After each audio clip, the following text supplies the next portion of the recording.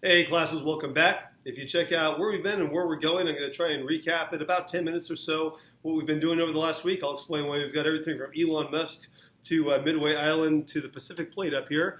And perfect day to talk about the Pacific Plate because I woke up to an earthquake this morning at 6:01 in the morning. So let's jump on in with the end of last week. We started talking about the island of Hawaii out here in the middle of the Pacific. Now I'm going to draw a big globe. And we're going to get back to the circle in a second, representing the Earth, of course. But, of course, it brings together, when we talk about Hawaii, a lot of the things that we've been doing in the biology and the geology of this class. For example, as we know, you've got a hot core on Earth that creates convection currents within the Earth. We also have convection currents in our atmosphere. Those are the cells, the atmospheric cells, 3 in the north, 3 in the south hemisphere, that we're seeing as part of our key terms this week. But the convection currents on the inside of our planet, those are the ones that Wegener, if only he had known about, he would have had a mechanism for what causes plate tectonics. Now this morning, we got a little taste of plate tectonics when our plates moved. Hawaii, being right in the center of the Pacific, turned out to be a great jumping off point because as you go from Hawaii, you've got brand new land being made right on the southeastern edge of the Hawaiian Islands. By the time you get out to the island of Kauai, the land is about 5 million years old. By the time you get up to Midway Atoll, we checked out a little bit about Midway Atoll right here. This is Midway. I'll explain that picture in just a second. We're talking in the neighborhood of 20 million years old. And it fits in very, very well with the whole idea of plate tectonics because you go from the large island to the smaller chain of islands and atolls and then finally to seamounts that then end up getting subducted beneath Japan. They're on their way now to get subducted and recycled in the mantle. When you're also looking at that, that led into talking a tiny bit about tsunami. That fit in with talking about waves in this class. Hawaii is often in the center of the crosshairs of tsunami that cross the Pacific. Anywhere from the Aleutian Trench to way down here in Chile, you have tsunami that will race across the Pacific, and Hawaii is right in the center. Hawaii is also an unusual place. Most earthquakes and volcanoes occur at plate boundaries. We, of course, live on a plate boundary. We actually have active volcanic fields right here in California, everywhere from Mammoth to Lassen to right up here in the wine country. And when you're looking at Hawaii's location right in the center of a plate, it helped get the idea of convection currents and bringing what they call a hot spot, hot magma, which then is, of course, called lava when it gets to the surface, to create the Hawaiian Islands. Now, the Hawaiian Islands also, unfortunately, have been known as the extinction capital of the world. Particularly in the European age of exploration, we saw where invasive species were one of the main reasons that a lot of Hawaiian birds went extinct because you have things like rodents all of a sudden being introduced to an island that had never seen such things before. You've got the rodents eating the eggs of the birds, and very, very quickly, many species went extinct before they're even cataloged by modern science. Also, you can see evolution in action. We had right outside the window of the classroom. Canada geese, we see them all the time. Some Canada geese, around 500,000 years ago, made it to Hawaii, and you can see the changes that they underwent in terms of evolution. They lost their ability to fly. They became adapted to the islands. It's a wonderful laboratory and also a warning for all of us regarding the care that we're taking of the planet, which gets into today's lesson.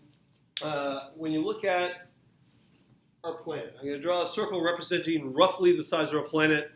One of the things that we saw over here with Elon Musk, I was using him as an example, kind of throwing Elon Musk under the bus a bit, because at the very beginning of the school year, we did a unit on Mars. Now, we used the movie The Martian to talk a little bit about the things, for example, that we are part of the 7th grade standards.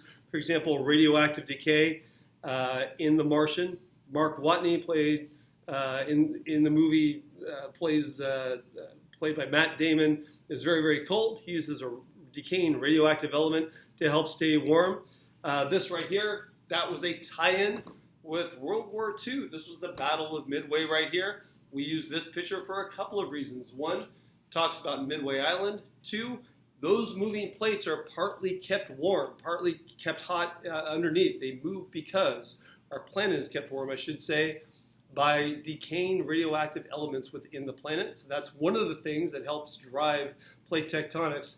And also, when you're looking at the Martian, one of the things that has popped up again and again in this class is about the care that we as human beings are taking of this planet. Elon Musk has been famously saying, yeah, we're going to occupy Mars, we're going to go to Mars. When you get into the science of, okay, let's check out the science behind, can we really establish long-term civilizations, human civilizations on Mars? Well, roughly size-wise, you've got Earth versus Mars. Kind of an oblong Mars that I just drew, but you get the idea. One, we have plate tectonics. We're constantly recycling things here on Earth in terms of the material that goes down in the mantle, comes back up to the surface. We're just the right distance from the sun. We've got liquid water here on Earth. We've got not only an active crust and an active atmosphere, but just the right elements. Part of the thing that goes into making the inside of the Earth warm also generates a protective shield around the Earth, the Van Allen radiation belts, for example, that we talked about in class. As evidenced by the northern lights, you see Earth shielded and protected from the punishing radiation of the sun. And the other thing that is incredibly important, hard to really overexpress this in class, is at the very beginning of the year, especially when we were doing things like scientific notation, getting big numbers across, we are talking about the number of galaxies seen in the observable universe and the number of stars per galaxy. We came up with a number roughly of 46 trillion, basically a 4 with 22 zeros after it. Helped a little bit with scientific notation. Here's the point. In all those stars and all those galaxies and all those potential planets out there, this right here is the only place where we know for sure there's life.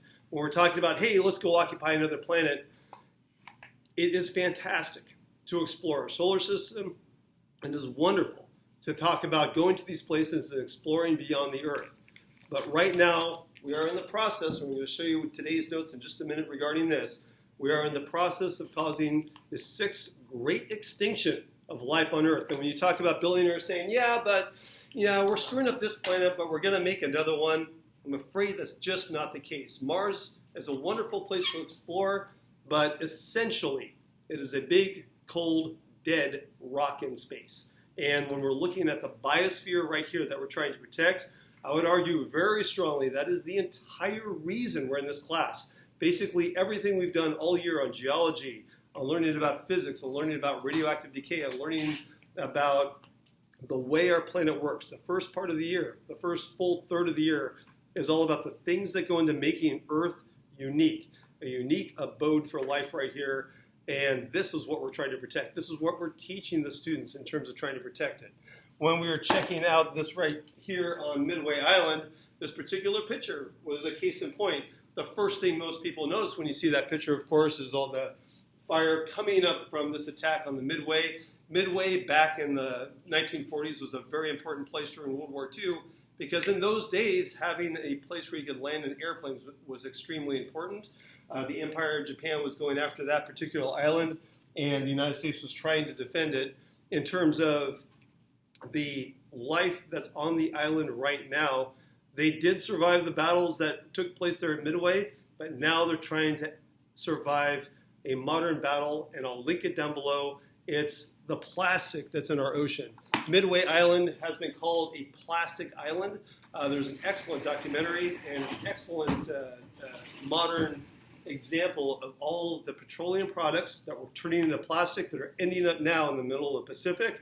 That's not the only place they're going, but when you're looking at the plastic in our oceans, this got to one of the important points last week. By 2050, by the time most of the students in this class are about 40 years old, if things keep going the way they're going, we're going to have more plastic by weight in the oceans in the year 2050 than there will be fish by weight. So when you're looking at where we started off today, that was a little bit of last week and a little bit of the transition to today. Today we started off with the Ring of Fire. Once again, it gave a good chance to recap some of the things that we saw in plate tectonics. And also, we woke up this morning to a 3.5 earthquake hitting just underneath Pacifica here. It was a nice little alarm clock for me this morning. When you check out the 3.5 earthquake, we went through some of the statistics. Again, it gets into some of the math we saw early in the year. roughly a 3 out of 4 chance that if you live in the Bay Area, sometime over the next 30 years, you're going to feel at least a 7.0 earthquake. I showed and drew it on the board from a map that was over here. The section of the fault, the San Andreas fault, that broke during the famous 1906 earthquake, from right about here, right up the street from where the school is, just past a place up here called Muscle Rock, all the way up to Point Reyes. That section broke, caused about an 8-point earthquake. Back the famous 1989 Loma Prieta earthquake that happened down near Santa Cruz, the section that broke there, smaller section broke. That caused about a 7.0 earthquake. The section right now at the Mid-Peninsula hasn't broken in quite a while, hasn't shifted, I should say, significantly in quite a while. Likely the next big earthquake will either be there or across the bay on the Hayward Fault. Little tie-in, by the way, with Hayward and UC Berkeley. Louis and Walter Alvarez, look them up. I'll link them as well below. Father-son team. Some of the scientists who gave us the idea that a large impact perhaps at least aided in the dinosaurs' extinction back during the KT extinction. If you check out that oval with the line through it, at Berkeley Stadium, you can actually see evidence of the Hayward Fault going right down Memorial Stadium. It goes goal line to goal line. As a matter of fact, on the outside of the stadium, I was there on a field trip some years ago. You could see the outside where the grandstands are shifted a little bit. They were actually working on it when I was there. The stadium was closed a little bit for repairs, but the Hayward Fault runs right through UC Berkeley. It's a fascinating thing to see. And I encourage you, take a trip to some colleges around the Bay Area, junior colleges or some of the universities. We have some premier universities here. Please, please check them out. Moving on from there, we talked a little bit about the geologic timescale, which I'll bring up over on the other board as the last notes of the day. The geologic timescale has to do not only with changes in geology, but changes in biology as well. It's a relative scale, meaning that each era and epoch isn't the same length as the other one. The main thing we're trying to bring across, again, we saw this much earlier in the year, are these extinctions. This is the important part right here, which is one of my favorite things to teach with sometimes is some of the silly science movies. I think one of the only movies I use all the way through is The Martian, because you can pull so much science out of that. The Newton's laws, the radioactive decay, the biology of Mars, planetary science. But some little clips are really fun to bring in. There's everything from Armageddon to Deep Impact to 2012. One of them had Bruce Willis flying up with a crew of people in different space shuttles to blow up an asteroid that was about to impact Earth. Fun summer blockbuster movies. And I get it. They're the big special effects movies of the year. In almost all these movies, you've got some scientist who's sitting there in front of Congress or in front of the president saying something like, okay, this is an extinction-level event. Everyone's like, oh my goodness gracious, an extinction-level event. This must be important. And of course, as always, they never listen to the scientists until it's almost too late. And then someone like Bruce Willis has to come along and save the day. What's the point? The point is this, and this is really important. We are currently, when you look out that window, there's a window to my right here that looks out on the schoolyard. This is an extinction-level event. You're seeing it when you look outside every single day. There have been 5 major extinctions in the 4.5 billion year history on Earth. They wiped out variously 85% here during the Ordovician, 70% during the Devonian, 90% of life plus during the Permian got wiped out. This one's the most famous one. This is where I mentioned the Alvarezes, Louis and Walter Alvarez. Came up with the idea based on iridium levels that this was probably helped along by an asteroid that struck Earth. When you check out these extinctions, every one of them was caused by some kind of natural event, ocean acidification that was perhaps caused by the continents shifting in such a way over a long time that caused the pH of the oceans to drop. You talk about impact events like the famous KT boundary right here. This extinction right now, we're looking at upwards of 75 to 80% if the trajectory continues of life on Earth going away forever. This extinction event is going to be caused entirely, is being caused entirely by our human decisions. So in this grade level, in the standards, we talk about the human impact in the environment. It does not get bigger than that. Every single day in the news, you see things like on the news today, Taylor Swift tickets out there for sale, and people upset about that, and what so-and-so was wearing at the Oscars. Yeah, great. I'm glad that stuff is in the news, but the thing that should be taking the headlines literally every single week is this right here. We're talking about nothing less than wiping out upwards of 3/4 of the species on the planet. We're seeing it happen right now. Literally, every time you look out the window, it's like one of those summer blockbuster movies when they say this is an extinction event. This is why we're in this class. This is why we're studying this in biology. This is why I'm so passionate about trying to get these ideas across when we're talking about trying to save what we have. Not listening to some billionaire who's sending people into orbit saying, yeah, we're going to go occupy Mars now. No. We need to save the biosphere that we have, which and those 40 sextillion stars out there and all the planets that are around them, this right here is the only place where we know absolutely there is life. This is what we're trying to save. Think about that as we go forward into the last couple of weeks. Have a great day. Talk to you later.